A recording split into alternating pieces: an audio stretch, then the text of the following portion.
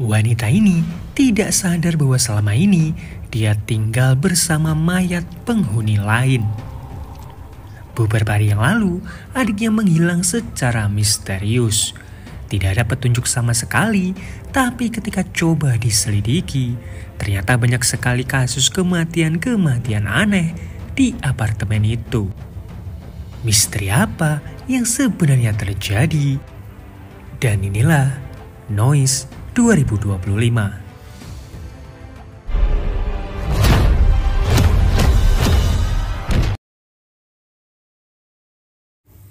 Seorang wanita bernama Juhi memasang peredam di langit-langit apartemennya. Juhi terlihat sangat frustasi karena sering mendengar suara aneh dari lantai atas.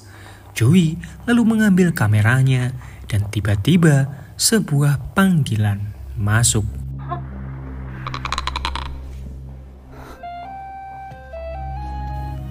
Suara dari lantai atas mengagetkannya. Saat Juhi akan pergi, suara aneh itu lagi-lagi menghantuinya.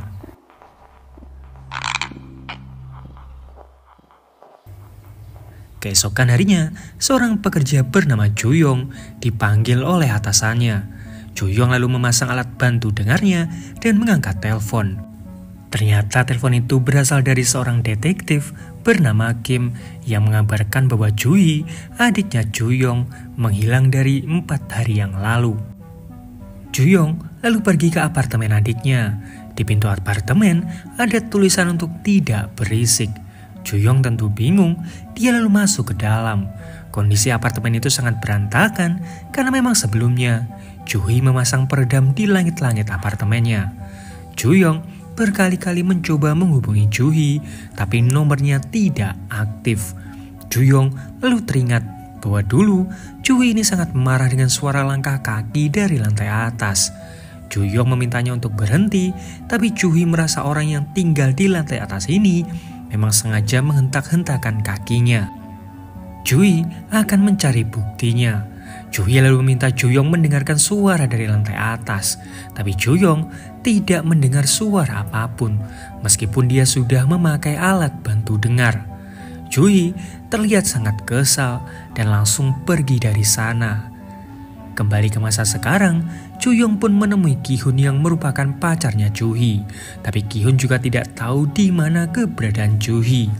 Nah, Ki-hun ini cerita bahwa setiap kali dia teleponan dengan Juhi, Juhi selalu menanyakan tentang suara aneh yang dia dengar dari lantai atas.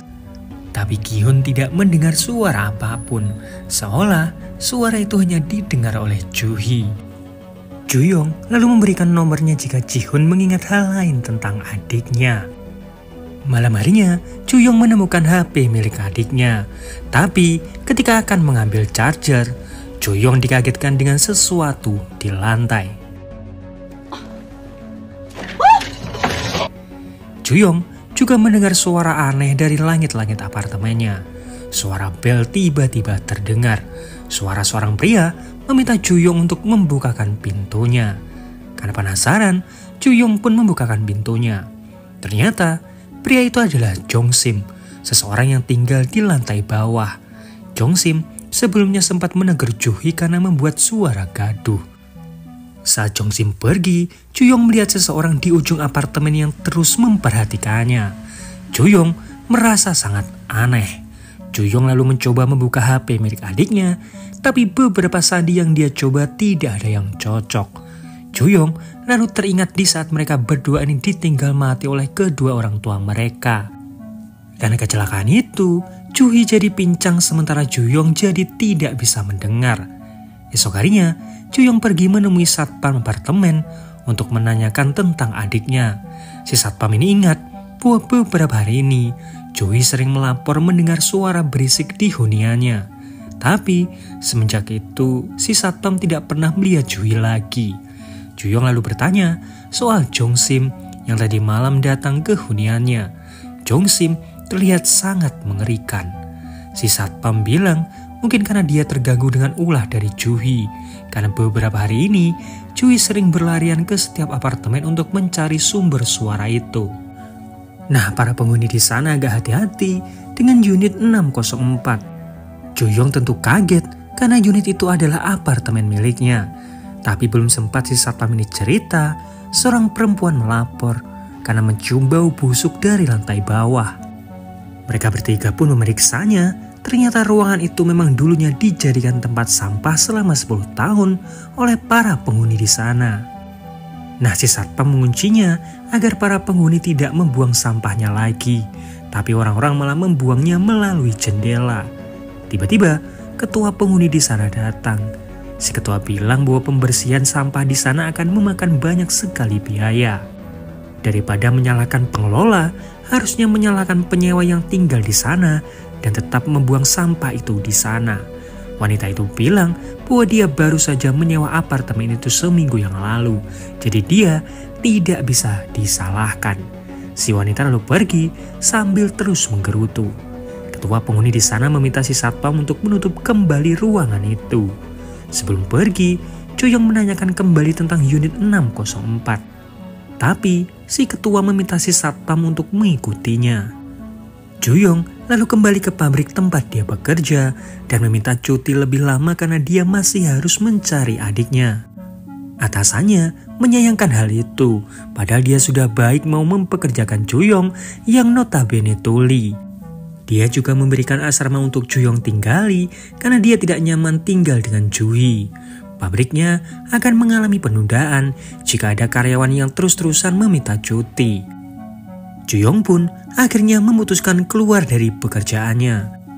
Di malam itu, Juyong kembali ke apartemen dan menemukan catatan lagi. Diduga dari Jongsim yang memintanya untuk tenang. Lagi-lagi ketika Juyong masuk, ada seseorang yang memperhatikannya di ujung lorong. Saat Juyong buka lemari, dia melihat kotak kado pemberian adiknya, di mana Juhila yang sudah membelikannya alat bantu dengar meskipun dia harus menabung berbulan-bulan. Di hari ulang tahunnya, Juyong harus merayakannya sendiri. Juyong lalu melihat tanggal 10 bulan 10, lalu berpikir apakah sandi HP-nya Juhi ini adalah hari ulang tahunnya. Dan ternyata benar, HP tersebut berhasil dibuka. Juyong lalu melihat ada satu nomor tidak terdaftar yang ditelepon oleh adiknya. Nomor itu coba untuk dihubungi, tapi tidak bisa. Jadi, Juyong memutuskan untuk mengirimkan pesan agar nomor tersebut menghubunginya. Juyong juga melihat beberapa rekaman suara yang sudah dikumpulkan oleh Juhi. Tapi, Juyong masih bingung, suara itu berasal dari HP-nya Juhi atau memang suara di apartemen itu. Juyong mendengarkan rekaman yang lain, tapi dia hanya mendengar suara teriakan putus asa adiknya dan dia terus saja mengumpat. Juyong lalu mendengar suara aneh yang membuatnya ketakutan. 들려? Selesai mandi, bel berbunyi. Seseorang mengetuk pintu begitu keras dan suaranya terdengar seperti Juhi. Tapi ketika Juyong akan membuka pintunya, Juyong tersadar dan bertanya kenapa Juhi lupa kode sandi pintunya. Karena tidak juga menjawab, Juyong mencoba mengintip, tapi dia malah melihat mata yang juga mengintip.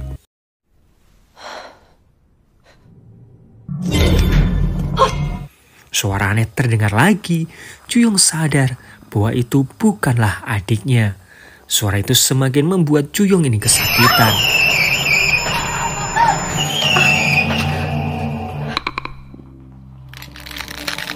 Untungnya, itu semua hanya mimpi.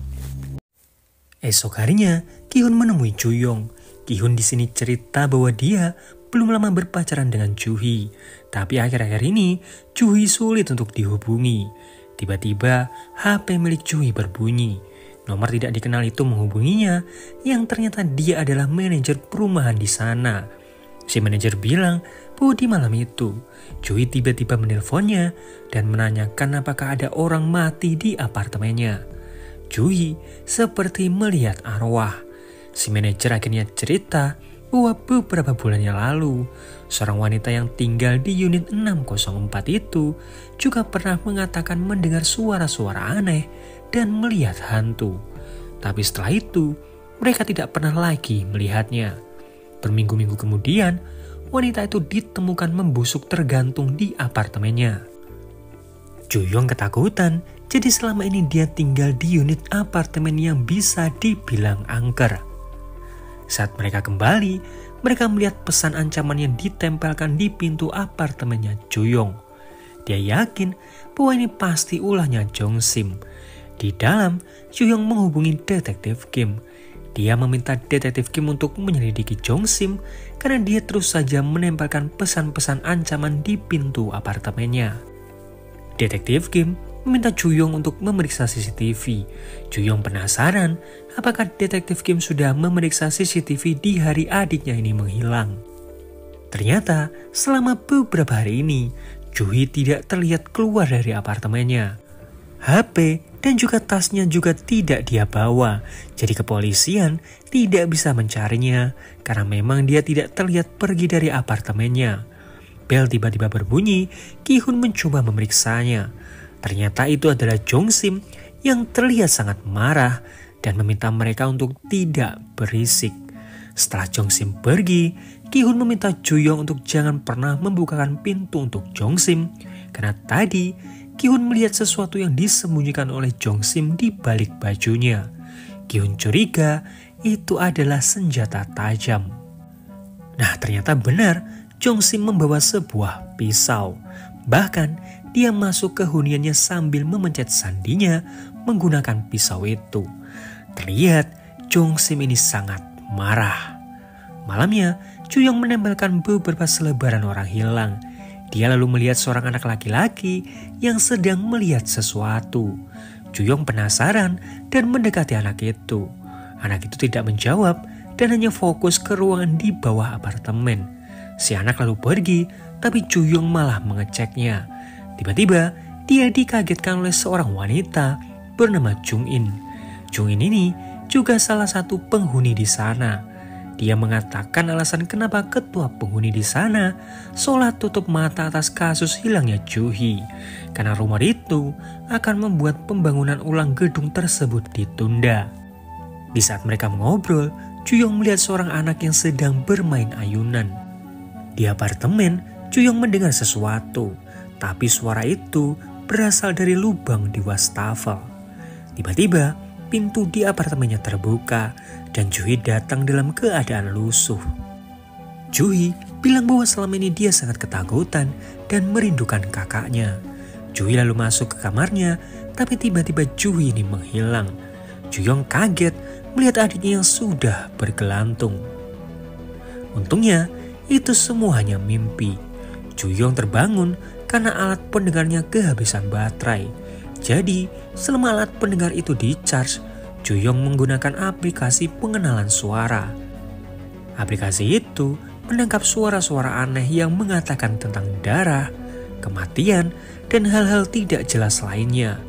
Hal itu semakin membuat Ju-yong ini ketakutan. Apalagi dia melihat bayangan dari ruangan lain. Bayangan itu seolah memberikan isyarat ke Ju-yong. Ternyata di luar Jong-sim berusaha keras masuk ke huniannya Ju-yong. Dia sangat marah karena merasa Ju-yong membuat suara bisik tersebut. Jong-sim lalu pergi, tapi ketika mendengar suara lagi, dia buru-buru kembali. Tapi dia tidak melihat siapapun. Jong-sim berteriak dan suara aneh membuat kupingnya ini kesakitan.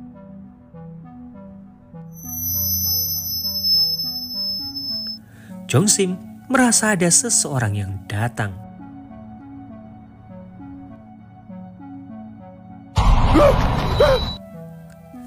Dia beralih ketakutan dan sosok aneh itu terus saja mengikutinya sampai akhirnya Jong-sim terjatuh dan tewas. Semalaman, Ju-yong tidak bisa tidur. Saat memakai alat bantu dengarnya lagi, dia mendengar suara sirene polisi.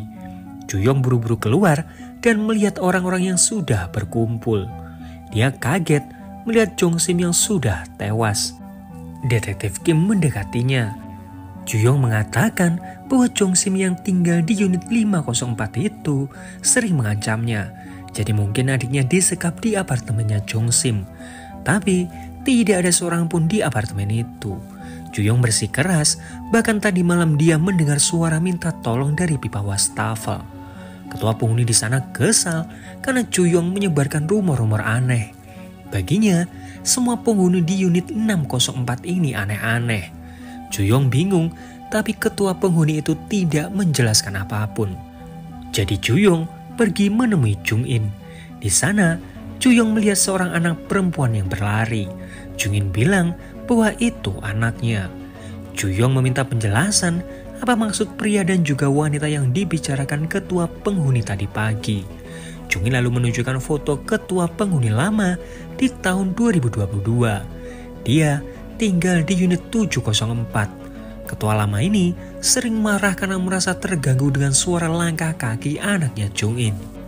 Dia bahkan sering berteriak dan memukul langit-langit apartemennya karena terganggu. Hal itu membuat pria di unit bawahnya, yaitu 604 juga terganggu, dan suatu hari dia datang dan membunuhnya. Di saat sekaratnya, ketua lama ini mengetuk-ketuk dinding dan menggigit giginya, berusaha meminta pertolongan. Tapi tidak ada yang mendengarnya hingga dia diketemukan tewas. Kematian itu sengaja disembunyikan oleh seluruh penghuni di sana agar proposal pembangunan ulang disetujui pemerintah. Dan pria yang membunuhnya itu tiba-tiba menghilang dan tidak pernah diketemukan sampai sekarang.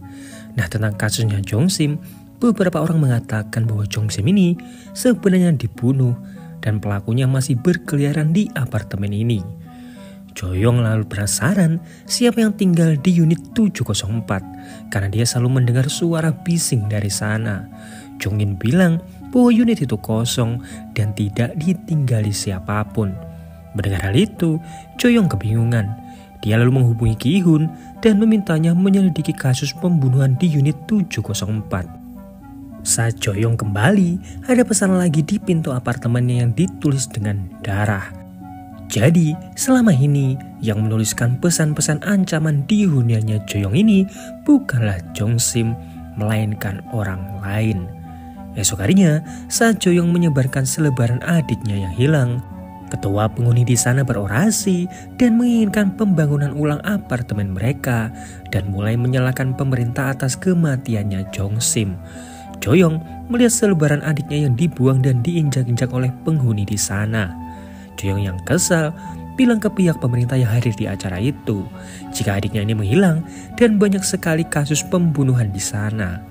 Ketua penghuni memintanya untuk diam dan pada akhirnya mereka saling berkelahi.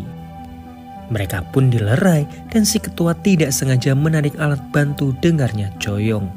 Ki Hun yang sudah menyelidiki kasus pembunuhan ketua lama yakin bahwa pembunuhnya masih ada di apartemen itu. Karena polisi sudah menggeledah dan hanya menemukan rekaman CCTV saat si pembunuh itu berada di lift. Dan di CCTV yang lain tidak menunjukkan bahwa dia keluar dari apartemen itu. Ki Hun curiga ada sebuah ruangan tersembunyi di gedung tersebut. Joyong lalu teringat tentang ruangan bawah tanah tempat orang-orang membuang sampah. Keduanya mulai memeriksa ruangan tersebut. Mereka lalu berpencar. Joyong menemukan sebuah buku gambar. Di sana ada gambar satu keluarga yang mengalami kecelakaan. Kedua orang tuanya tewas, kakaknya mengalami tuli dan adiknya kakinya pincang. Semua orang mulai menyalahkan mereka atas semua yang terjadi. Dan apa yang digambarkan di buku itu sama persis dengan apa yang dialami oleh Joyong. Tapi ketika Joyong berbalik, gambaran itu tiba-tiba menghilang. Joyong merasa berhalusinasi. Sementara Ki Hun yang masuk ke ruangan lain mencoba merekam semuanya. Di sana dia menemukan beberapa kompor dan alat masak lain. Ki Hun dikagetkan ketika melihat mayat di depannya.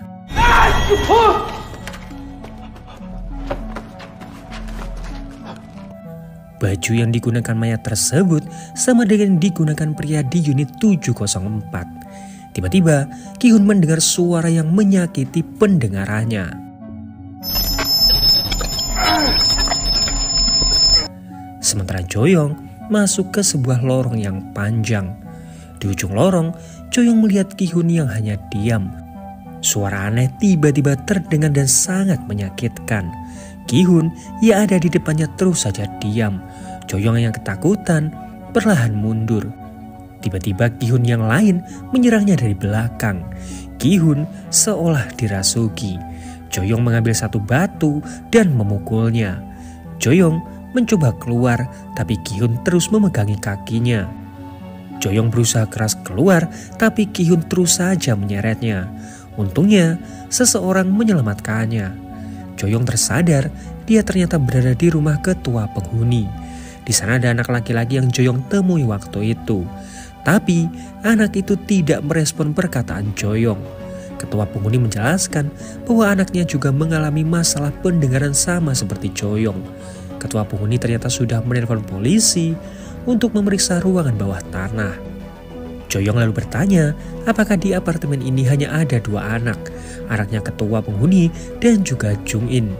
Ketua bingung karena setahu dia anaknya Jung-in ini sudah lama meninggal karena ditabrak oleh truk di depan apartemen.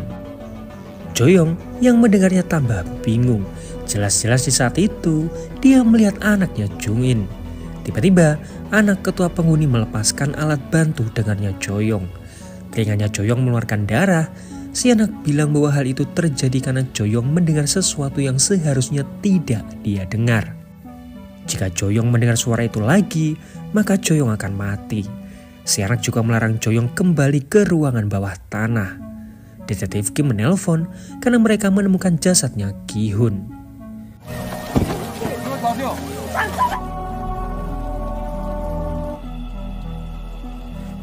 Joyong menjelaskan bahwa di ruangan bawah tanah itu ada pintu baja yang tertutup. Tapi detektif Kim bersikeras bahwa pintu itu tidak ada dan bahkan mulai menyalahkan Joyong atas kematian Ki-hun. Joyong yang penasaran mencoba masuk ke ruangan bawah tanah tersebut. Di sana dia menemukan alat perekam milik Ju-hee. Rekaman itu pun diputar. Ju-hee terlihat masuk ke huniannya Jung-in. Di sana Jung-in seperti berbicara dengan anaknya. Tapi ketika dilihat baik-baik, tidak ada siapapun di sana kecuali Jung-in. Bahkan Jung-in di sana bilang akan membunuh siapa saja yang mengganggu hidup mereka. Ju-hee yang mendengarnya berlari keluar, tapi tiba-tiba Jung-in sudah ada di depannya. Ju-hee dipukuli, tiba-tiba Joyong mendengar seseorang yang memanggilnya lirih. Joyong bergegas ke ruangan lain.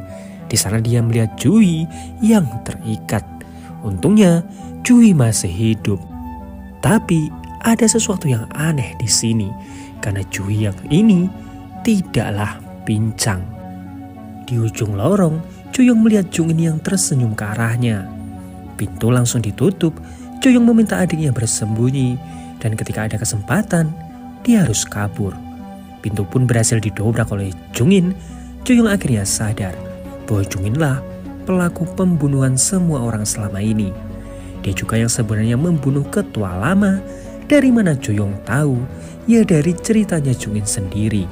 Dulu Jung-in pernah bercerita bahwa di saat sekaratnya, si ketua lama terus membunyikan giginya dan mengetuk dinding. Jika sampai Jung-in ini tahu hal sedetail itu, artinya dia melihatnya langsung. Jung-in mengakui semuanya. Memang dialah yang sudah membunuh si ketua lama karena ingin memisahkannya dengan anaknya. Joyong mencoba untuk menyadarkan Jung-in bahwa anaknya sudah lama meninggal. Jung-in hanya tertawa. Jelas-jelas anaknya masih hidup dan Joyong pernah melihatnya. Joyong pun kabur dan mencoba bersembunyi. Tapi suara aneh itu mulai terdengar dan membuat pendengarannya ini sakit.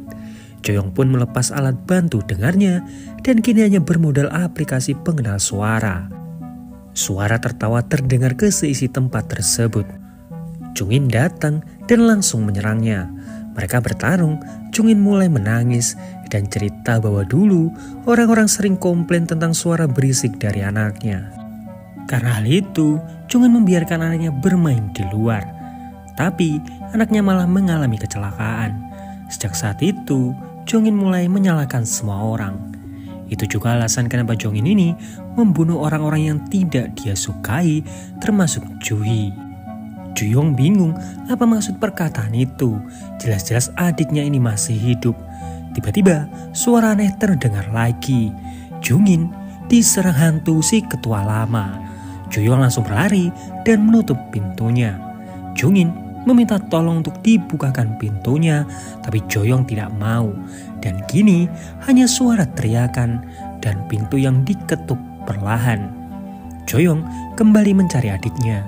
Joyong meminta Joyong untuk tidak mendengarkan suara yang seharusnya tidak dia dengar.